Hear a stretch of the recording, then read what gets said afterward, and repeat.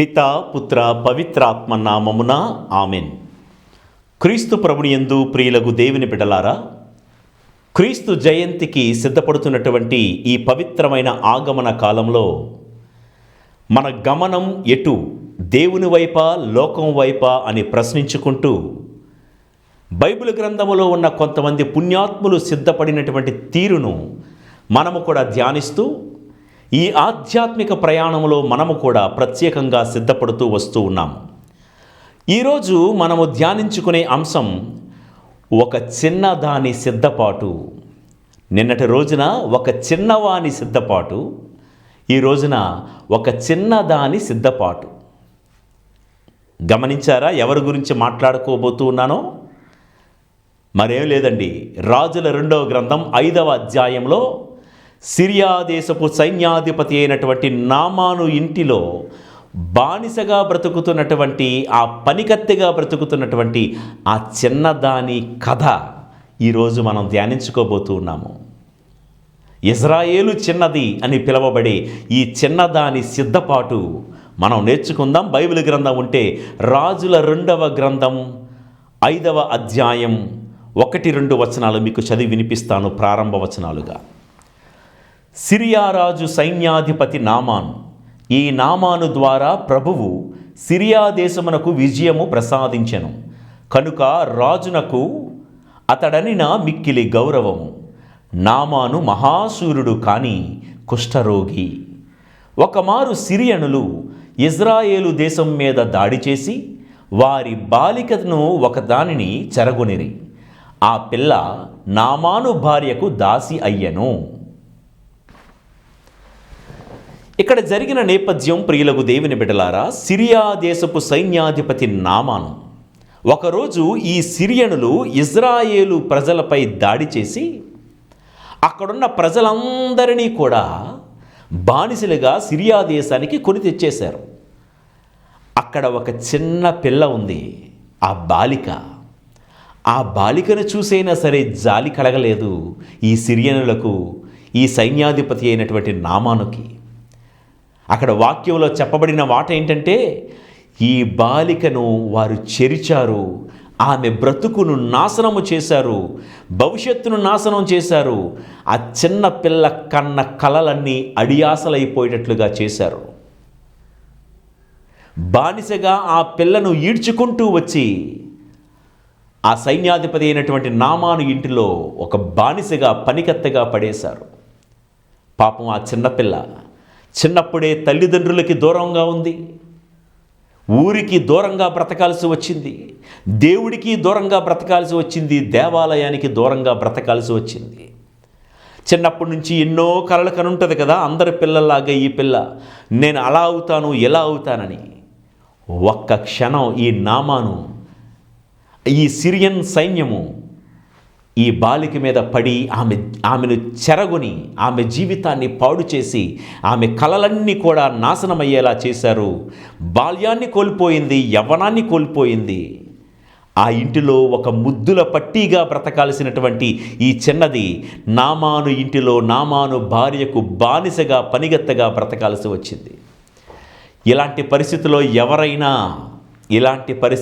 ఎవరైనా పగతోనూ ప్రతీకారంతోనూ బ్రతుకుతారండి.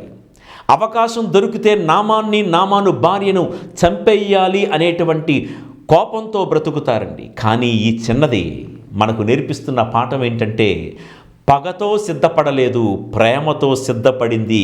ఇదే క్రిస్మస్ పండగ.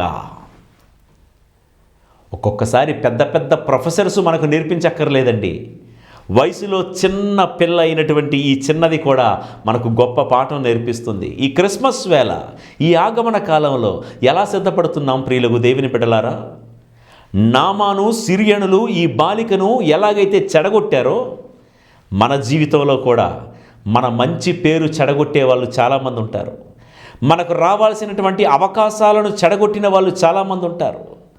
మన ప్రమోషన్స్ను చెడగొట్టిన వాళ్ళు, మనల్ని తొక్కుకుంటూ పైకి వచ్చిన వాళ్ళు చాలామంది ఉంటారండి. మనకు జరిగిన అన్యాయాన్ని తలంచుకొని, మనకు ఎవరైతే అన్యాయం చేశారో, మన పేరు ఎవరైతే చెడగొట్టారో, మనకు రావాల్సిన వాటన్నిటినీ దోచుకుంటూ వెళ్ళిపోయారో, వారి పట్ల పగ ప్రతీకారంతోనే ఇంకా బ్రతుకుతూ ఉన్నామా? ఈ చిన్నది మనకు నేర్పిస్తుంది, తన బ్రతుకును చెడగొట్టినటువంటి నామాను ఇంటిలో బానిసగా బ్రతుకుతూ ఉన్న పగతో సిద్ధపడలేదు, ప్రేమతో సిద్ధపడుతూ ఉంది. ఇదండి క్రిస్మస్ పండగ. ఇది క్రిస్మస్ పండగ. ఈ మాటలు వింటూ ఫాదర్ చెప్తారు, చెప్పడం ఏముంది, చాలా ఈజీ అని అనుకుంటున్నారా? ఈజీయోనో లేకపోతే కష్టమనో నేను చెప్పటం లేదండి. బైబిల్ గ్రంథం మనకు జ్ఞాపకం చేస్తున్న మాటలు ఇవి. క్రిస్మస్ పండగ వేళ మనం సిద్ధపడాల్సింది పగతో సిద్ధపడకూడదు. నాకు ఒక రోజు వస్తుంది, నాకు అవకాశం వస్తుంది, అప్పుడు చూస్తాను, అప్పుడు చూపిస్తాను నేనేంటో. ఇవన్నీ కూడా పగతో సిద్ధపడ్డం. ఆ పశువుల పాకలో జన్మించిన యేసు ప్రేమతో పుట్టాడు, పగతో పుట్టలేదు. ఎవరి మీద పగ తీర్చుకోవడానికి ఆ ప్రభు జన్మించలేదండి. 10 మందికి ప్రేమను పంచడానికి దేవుడు లోకమును ఎంతో ప్రేమించి తన ఏకైక కుమారుని ఈ లోకమునకు వచ్చేలా చేశాడని వాక్యం పలుకుతుంది. కాబట్టి మనం ఈ ఆగమన కాలంలో ఒకవేళ పొర్రపాటున ఎవరి మీదైనా పగలు ప్రతీకారాలు, ఎవరైనా మనకు అన్యాయం చేసిన వాళ్ళు చటుక్కున జ్ఞాపకం వస్తూ ఉంటారు.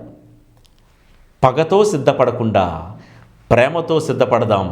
అదే నిజమైనటువంటి క్రిస్మస్. ఇక తర్వాత ఈ చిన్నది ఏం చేసిందో ఒక్కొక్కటిగా మనం నేర్చుకుందాం. రాజుల 2వ గ్రంథం 5వ అధ్యాయము 3వ వచనము. ఆమె ఒకనాడు యజమానురాలితో, మన యజమానుడు సమరయాలోని ప్రవక్త యొద్దకు వెళ్ళినా ఎంత బాగుండునో, ఆ దైవభక్తుడు మన దొర వ్యాధి నయము చేయును గదా అనెను. నామాను ఇంటిలో పనికెత్తెగా బానిసగా ఉంటున్నటువంటి ఈ చిన్నదానికి ఆ ఇంట్లో జరుగుతున్నవన్నీ తెలుసండి. నామాను బయట సైన్యాధిపతి, బయట ప్రపంచంలో ద బెస్ట్, కానీ లోపలికి వచ్చాక కుష్టు. బయట కవచాలతో తిరుగుతున్నాడు, కత్తితోనూ డాలుతోనూ బల్లెంతోనూ తిరుగుతున్నాడు. ఓహో, నామాను చాలా శూరుడు, వీరుడు, ధీరుడు అన్నారు అందరూ.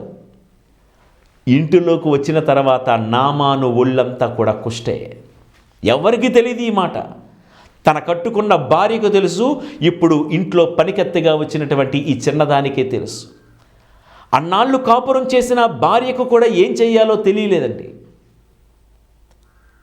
ఈ చిన్నది అంటుంది ఈ 3వ వచనములో, ముందుగా యజమానురాలైనటువంటి నామాను భార్య దగ్గరికి వెళ్ళి ముందు భార్యను సిద్ధం చేస్తుంది. చూడండి, ఈ చిన్న పిల్లకి ఎన్ని తెలివితేటలో. డైరెక్ట్గా వెళ్ళి నామానుతో చెప్పలేదండి, భార్యను సిద్ధం చేస్తుంది. ఏం చెప్తుంది?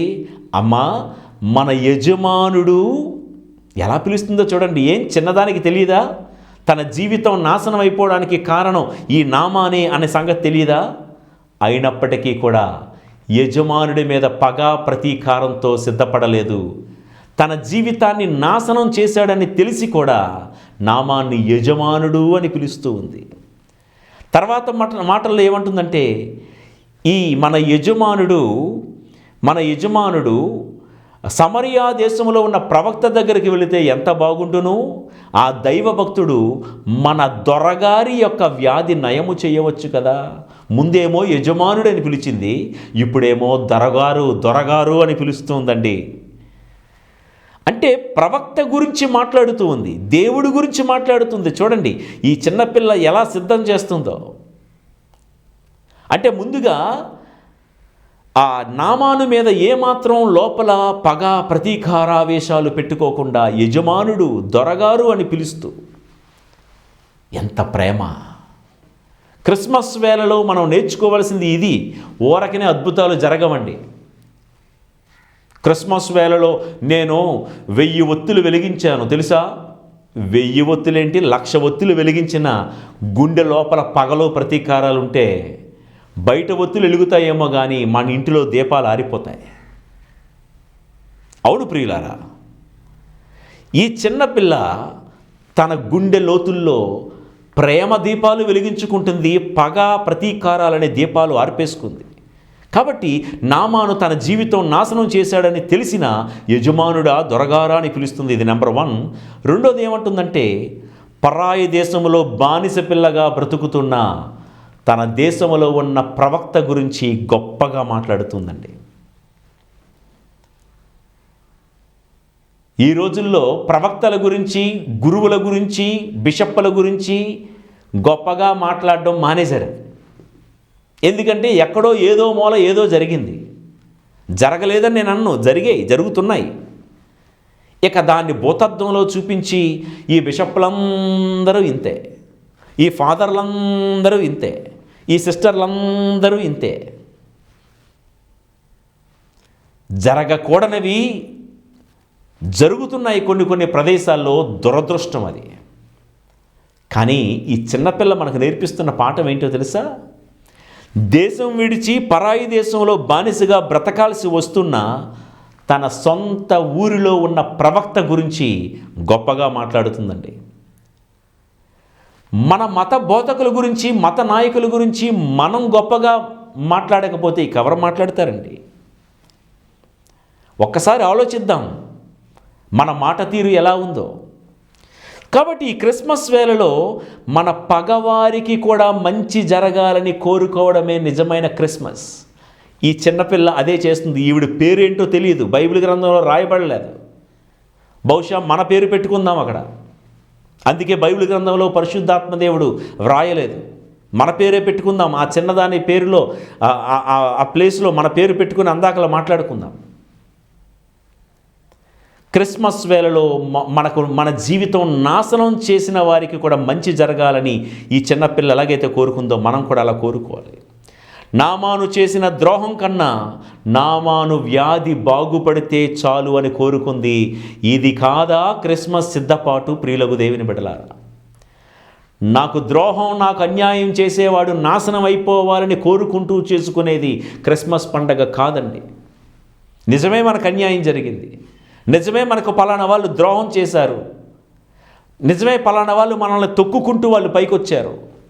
కానీ మనకు ద్రోహం చేసిన వారికి కూడా మంచి జరగాలి అని కోరుకోవడం నిజమైన క్రిస్మస్ అని రెండవ పాఠముగా ఈ చిన్నపిల్ల మనకు నేర్పిస్తుంది.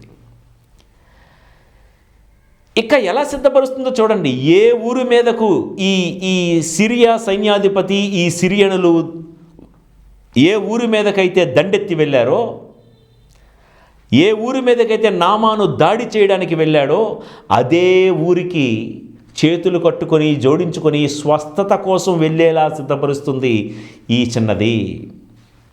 క్రిస్మస్ సిద్ధపాటు ఇదేనండి.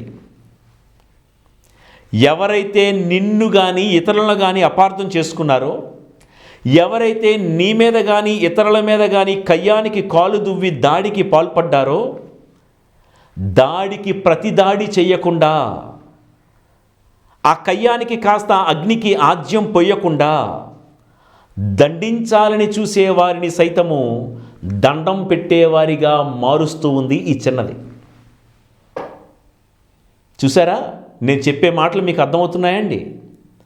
ఇంతకుముందు నామాను సమరియా దేశం మీదకి ఎందుకు వెళ్ళాడు? దాడి చేయడానికి వెళ్ళాడు. ఇప్పుడు ఈ చిన్నది నామాను యొక్క భార్యతో మాట్లాడుతూ ఏం ప్రిపేర్ చేస్తుందో తెలుసా?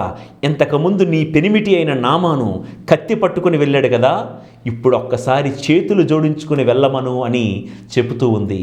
దాడి చేసిన చోట దండం పెట్టుకుని బ్రతికమని ఈ చిన్నపిల్ల నామానును సిద్ధపరుస్తూ ఉంది. అయితే ప్రియులకు సహోదరులారా, ఈ చిన్నపిల్ల చెప్పగానే నామాను భార్య కానీ నామాను కానీ నమ్మేస్తారా? వినేస్తారా? వెంటనే అలాగమ్మా చెప్పావు కదా అయితే వెళ్తాను అని అంటారా? ఈ చిన్నదాని యొక్క మాట తీరు బాగుంది. ఈ పిల్ల యొక్క సత్ప్రవర్తన చూసి మురిసిపోయారండి నామాను భార్యను. మనము మన శత్రువులను సైతము దేవుడి వైపు నడిపించేలా ఉండాలి అంటే ఈ చిన్నపిల్ల నామాను ఇంటిలో చూపించిన అణకువ, సత్ప్రవర్తన, మాట తీరు మనలో కూడా బాగుండాలండి. ఆమె సత్ప్రవర్తన చూసే సిరియా సైన్యాధిపతి అయినటువంటి నామాను అతని భార్య కరిగిపోయారు. ఆ బానిస పిల్ల యొక్క మాట విని సమరయ దేశానికి బయలుదేరారు. నేను మీతో చెప్తున్న మాట ఏంటంటే, మనము బ్రతుకుచున్న చోట మన ప్రవర్తన బాగుండేలా చూసుకోవాలి. అది ఆఫీస్ అవనే, కాలేజ్ అవనే, స్కూల్ అవనే, మన సమాజంలో మనం జీవిస్తున్న మన కాలనీ అవనివ్వండి, మన అపార్ట్మెంట్స్ అవనివ్వండి. మన మాట, మన నడక, మన నడవడిక సుమాతృకుగా ఉంటే ఎవరైనా మన మాట వింటారు, ఎవరైనా యేసయ్య వైపు కదులుతారు. అదే మన ప్రవర్తన దుర్మాతృకుగా ఉంటే, ఈ చిన్నదాని యొక్క తీరు ఒకవేళ దుర్మాతృకుగా ఉందనుకోండి, ఆ ఇంట్లో నామాను నమ్మేవాడా ఆమె మాటలు? ఒక్కసారి ఆలోచిద్దాం. అయితే ఈ చిన్నది నామాన్ను ఎలా సిద్ధపరిచింది ఒక్కొక్కటిగా మనం తెలుసుకుందాం. కత్తి ఎత్తిన చోట సాష్టాంగ నమస్కారం చేశాడండి. ప్రవక్త దగ్గరికి వెళ్ళి, ఎలీషా దగ్గరికి వెళ్ళి, ఆ యోర్దాను నది దగ్గర ఆ ప్రాంతంలో, ఏ ప్రాంతంలో అయితే ఒకప్పుడు కత్తి ఎత్తి అందరినీ కూడా బానిసలుగా తీసుకుని వెళ్ళిపోయాడో అదే ప్లేసులో సాష్టాంగ నమస్కారం చేసేలాగా సిద్ధపరిచింది. క్రిస్మస్ వేళలో మన చుట్టూ ఉన్న వాతావరణాన్ని ఎలా సిద్ధపరచుకోవాలి? మనం కయ్యానికి కాలు దువ్వే వారిని స్తుతించేవారిగా మార్చాలి. మనం మన సత్ప్రవర్తన ద్వారా, మన నడవడిక ద్వారా. గాలివార్తలు మోస్తున్న వారిని సువార్తలు మోసేవారిగా మనం మార్చగలగాలి మన సత్ప్రవర్తన ద్వారా. ఈ చిన్నది అదే చేసింది. నామాను పరమ కసాయివాడు, కిరాతకుడు, చంటి పిల్లను కూడా చూడకుండా ఆమెను పాడు చేసి ఇంట్లో బానిసగా పెట్టుకున్న వాడిని, కత్తి ఎత్తిన వాడిని సాష్టాంగ నమస్కారం చేసేలాగా సిద్ధపరిచింది ఈ చిన్నది. అర్థమవుతుందండి నేను చెప్పేది? మన చుట్టూ, మన ఫ్రెండ్ సర్కిల్లో చాలామందికి బీబీసీ లాగా ఇదే పని వాళ్ళకి. అక్కడ వార్తలు ఇక్కడ వార్తలు అక్కడికి మోయాలని చూసేవాళ్ళు. ప్రియులకు దేవుని బిడ్డలారా, ఇలాంటి వారిని సువార్త మోసేవారుగా, సువార్త రథాలుగా, సువార్త ప్రచారాలుగా మార్చాల్సింది మనమే. మన నడక, మన నడవడిక వారిని మార్చగలదు. మాలాంటి ఫాదర్లు మైకు ముందుకు వచ్చి చేసే ప్రసంగాల వల్ల మారలేరండి.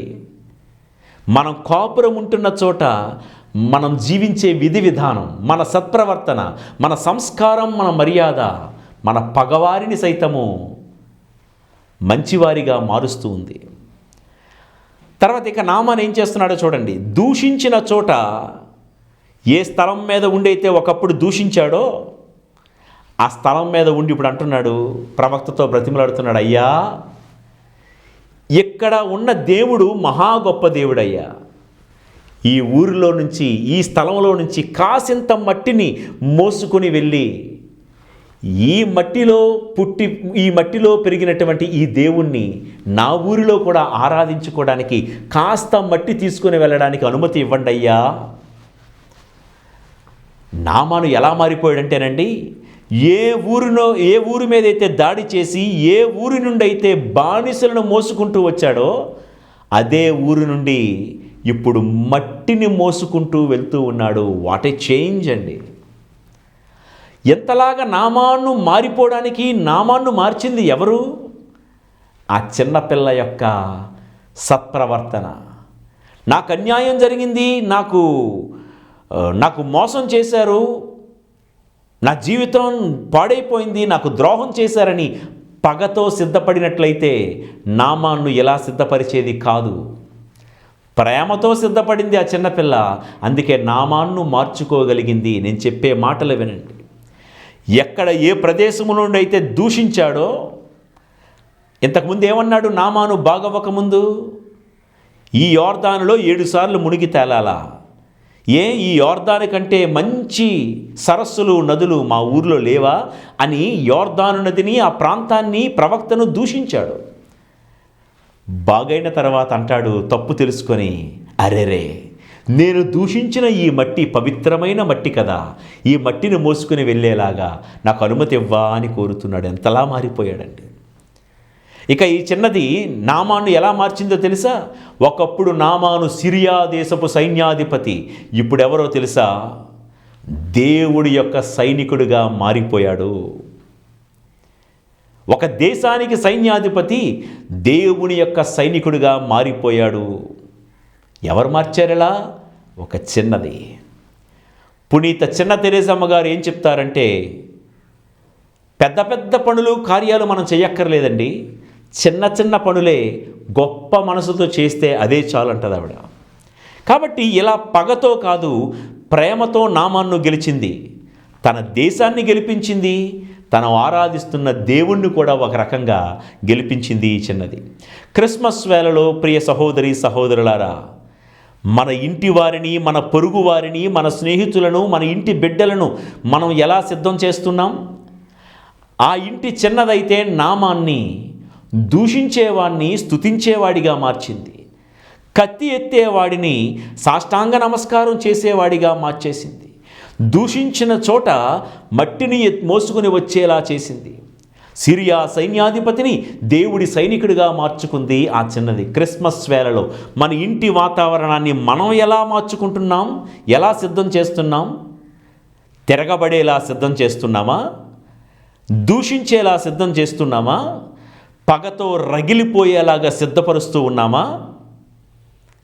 కొన్ని కుటుంబాల్లో కొంతమంది భార్యలు భర్తలకి బీపీ పెంచేస్తారండి. అవి ఇవి అన్నీ ఎక్కించేస్తూ ఉంటారు. ఎప్పుడో ఒకప్పుడు టైం చూసుకుంటారు.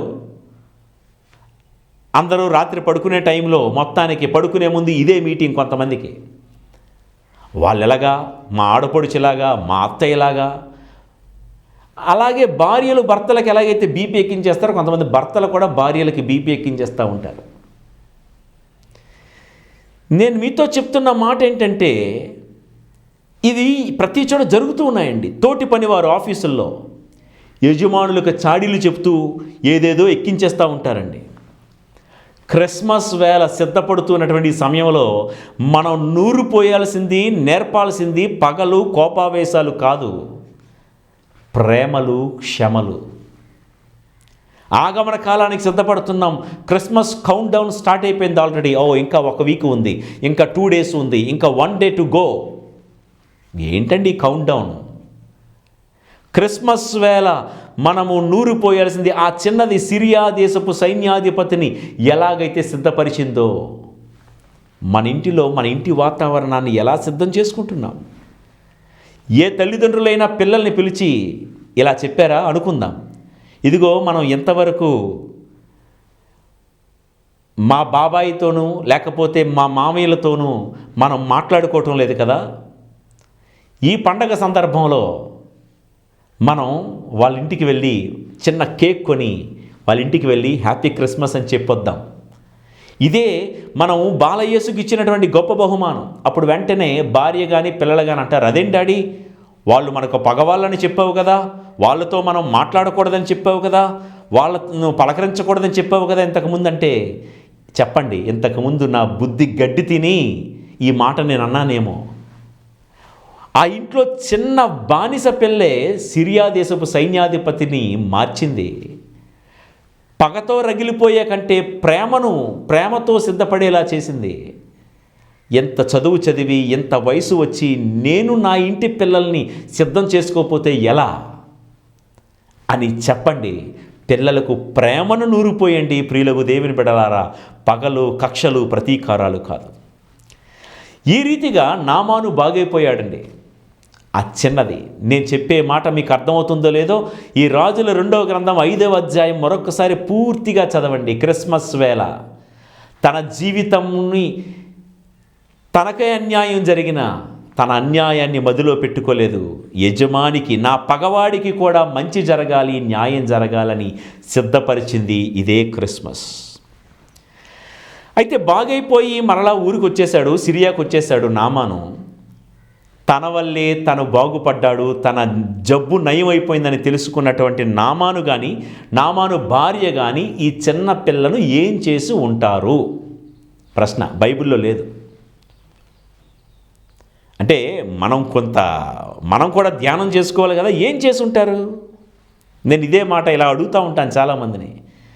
కొంతమంది చెప్పారు, ఆమె సంఖ్యలన్నీ కూడా విప్పేసి బానిసగా కాదు నువ్వు మరలా తిరిగి నీ ఊరు వెళ్ళిపో అని ఉంటారండి అన్నారు చాలామంది. లేకపోతే సిరియా దేశపు సైన్యాధిపతి కదా, గొప్ప ధన సంపదలు కలిగిన వాడు కాబట్టి ఆమె మెడకి ఒక గోల్డెన్ డైమండ్ నెక్లెస్ చేయించుంటాడు. ఇట్లా రకరకాలుగా. నేనైతే ఏమనుకుంటున్నానంటే, నామాను దంపతులకి పిల్లలు లేరండి.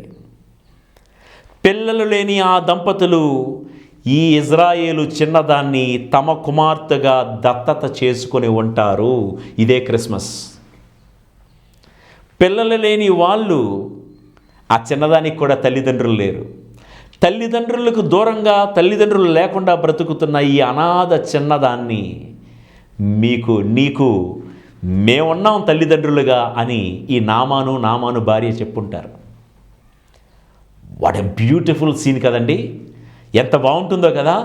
క్రిస్మస్ వేళ ఎవరైనా అనాథలుగా మనకు కనబడుతున్నట్లయితే, చిన్నప్పుడే తల్లిదండ్రులను కోల్పోయిన పిల్లలు ఎవరైనా మనకు తెలిసినట్లయితే, క్రిస్మస్ పండగ సందర్భంలో వాళ్ళ దగ్గరికి వెళ్ళి, మమ్మీ డాడీ లేదని బాధపడకు, ఇదిగో ఈ క్రిస్మస్ వేళ దేవుడే నన్ను పంపించాడు మీ మమ్మీగా మీ డాడీగా ఉండడానికి అని ఒక చిన్న బిస్కెట్ ప్యాకెట్ కొని ఆ పిల్లవాడికి ఇవ్వండి.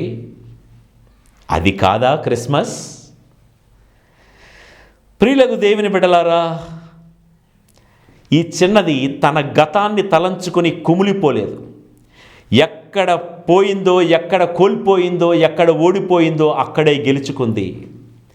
ఈ బానిస అనే చిన్నది సువార్థికురాలిగా మారింది. నామాను ఇంటికి వారసురాలిగా మారింది. బానిసగా బతుకుతున్న సువార్త చేయటానికి అదేది ఆటంకం కలగలేదు ఈ చిన్నదానికి. దేవుడి గురించి, ప్రవక్త గురించి మంచిగా మాట్లాడడానికి ఆమె బానిస బ్రతుకు ఆమెకు అడ్డం కాలేదు. ఈ రోజుల్లో మనం సువార్త చేయటానికి ఏవేవో సాకులు. ప్రియులకు దేవుని బిడ్డలారా, నేర్చుకుందాం కొన్ని విషయాలు. గతంలో మనకు కూడా ఈ చిన్నదానికి జరిగినట్లుగానే ఏవేవో అన్యాయాలు, ఎవరెవరో ద్రోహాలు చేసే ఉంటారు. ఖచ్చితంగా జీవితం అన్నాక ఎవరో ఒకరి చేతిలో నలిగిపోయే ఉంటుంది మన జీవితం, మన కుటుంబం. గతాన్ని తలంచుకొని కుమిలిపోకుండా ఎక్కడ పోగొట్టుకుందో అక్కడే మళ్ళా తన జీవితాన్ని వెతుక్కుంది. ఎక్కడ పడిపోయిందో అక్కడే నిలబడింది, ఎక్కడ ఓడిపోయిందో అక్కడే గెలిచింది. ఒక బానిస పిల్ల ఒక సువార్థికురాలిగా మారింది. తన జీవితాన్ని నిలబెట్టే ముందు తన పగవాడి జీవితాన్ని ముందు నిలబెట్టింది, తన బ్రతుకును కూడా నిలబెట్టుకుంది. ఇది క్రిస్మస్ పండగ. నా పగవాడికి కూడా మంచి జరగాలి అని ఒక మంచి ఆలోచన నిజమైనటువంటి అసలైనటువంటి క్రిస్మస్ అని ఎంచుతూ మన జీవితంలో కూడా ఈ చిన్నదానికి నామాను అనేటువంటి వాడు ఒకప్పుడు విలన్.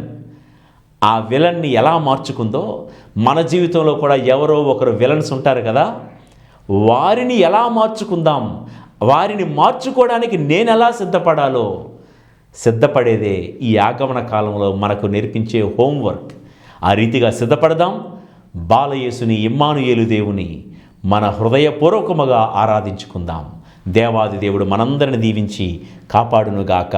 ఆమెన్.